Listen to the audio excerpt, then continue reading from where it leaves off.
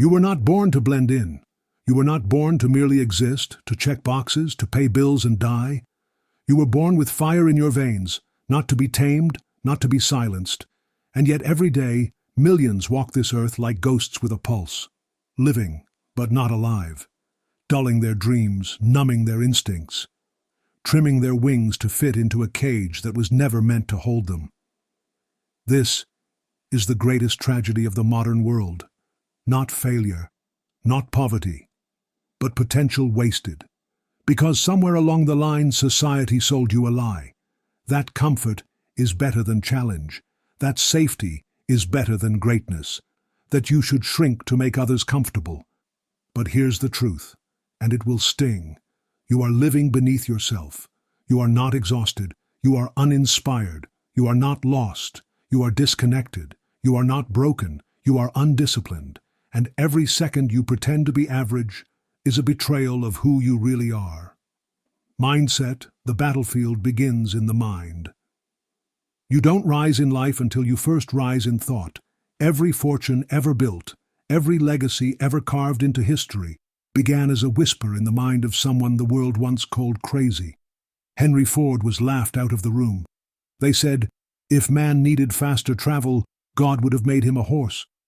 But Ford saw what they didn't, a future powered by vision, not opinion.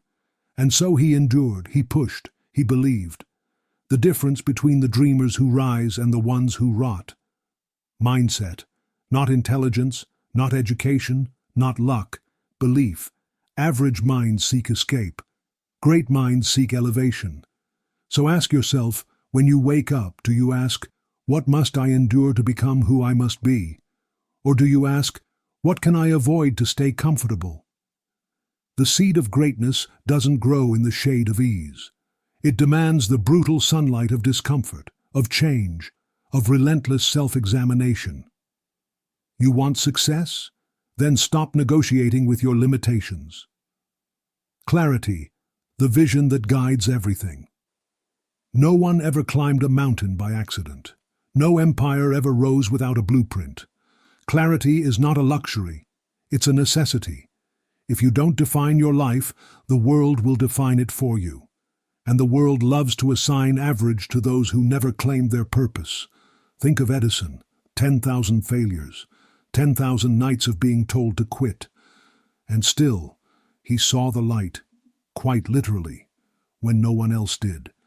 Because clarity isn't just about seeing the future. It's about feeling it so deeply that it burns in your bones. Ask yourself, what do you want so badly that it keeps you awake at night? What image of your future is so clear it feels like memory? That vision, that definite chief aim, as Napoleon Hill called it, must become your obsession. Because without vision, discipline dies. Without vision, motivation decays. Without vision, you remain trapped in the fog of mediocrity, drifting, existing, but never living. Discipline, the price of becoming unstoppable. You say you want greatness? Then understand this. Greatness is not given. It is earned, paid for in full with the currency of discipline. Discipline is the bridge between who you are and who you could be. It is not sexy. It is not Instagram-worthy.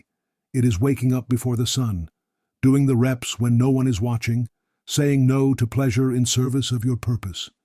Carnegie didn't build an empire by dabbling. He sacrificed comfort for control, pleasure for power, convenience for construction of something eternal. Discipline is not about being hard on yourself. It's about being honest with yourself.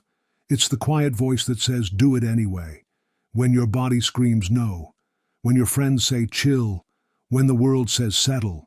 Discipline isn't a punishment, it's a promise, a vow to your future self, that you will not die full of dreams you never had the guts to pursue.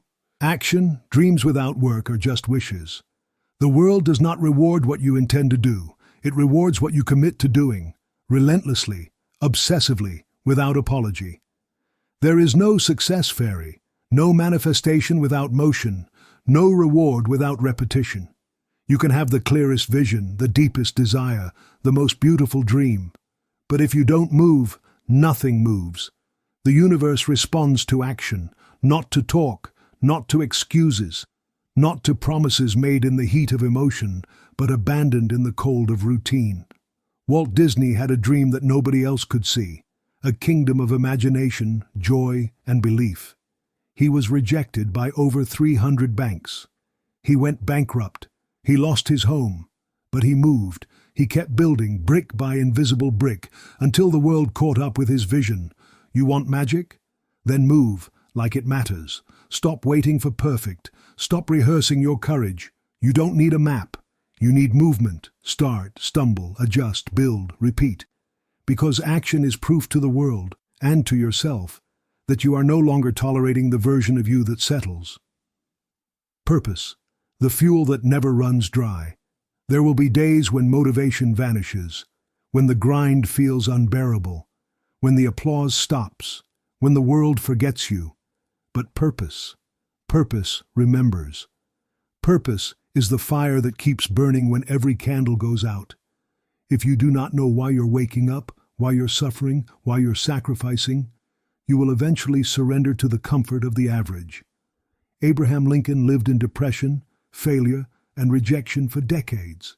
He buried children. He lost elections. He was mocked, doubted, and nearly broken. But he carried a purpose, a belief in unity, in dignity, in something larger than himself. And that purpose outlived his pain. That purpose etched his name into the bedrock of history. Purpose turns struggle into significance. It transforms pain into preparation. It redefines failure as fuel. You are not just here to make money. You are not just here to get likes or approval or escape judgment. You are here to build something eternal. And you cannot build the extraordinary with a purpose that is weak. So dig deep. Find the mission that makes your blood boil, that makes you cry in silence, that makes you willing to be misunderstood for years, because you know that one day it will all make sense. Gratitude, the key to contentment without complacency. Gratitude is not the enemy of ambition. It is the anchor that keeps you grounded while you rise. Too many chase greatness with clenched fists and bitter hearts, never seeing the blessings in the struggle, never realizing that the process is the point. Gratitude turns the mundane into a miracle. It turns waking up early into a privilege. It turns failure into feedback. It reminds you, you've already come further than most will ever dare. Edison didn't curse the 10,000 failed attempts. He was grateful for each one, because they brought him closer to truth. If you want more, appreciate more. Appreciate the pain. It's shaping you. Appreciate the silence. It's sharpening you. Appreciate the delay, so it's deepening you. You don't have to hate where you are to love where you're going. Gratitude doesn't mean settling. It means standing on solid ground while you reach for the stars. Resilience, the art of rising when most stay down. You don't measure a person by what they achieve when things are easy. You measure them by what they choose to become after being broken. Every successful soul, every icon we remember, was forged in fire. Steve Jobs was fired from the very company he created, but he didn't disappear. He didn't sulk. He rebuilt. Stronger, clearer, bolder. He returned not as a victim of failure, but as its master. Because that's what resilience is. Not just bouncing back, but rising different, smarter, sharper, more dangerous to doubt than ever before. Life will gut you. It will break your heart. You will lose things you thought you could never live without. People will betray you. Dreams will collapse. And everything you planned will go up in smoke. But listen closely. If you have breath in your lungs, you have more to give. If you woke up today, your mission isn't over. You don't get to tap out. You don't get to quit on the life that still wants to be lived through you. The people who change the world are not the ones who avoid pain.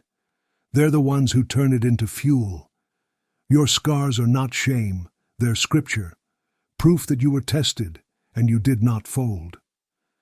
Adaptability, evolve or be erased. The world is changing faster than ever. New ideas, new platforms, new challenges.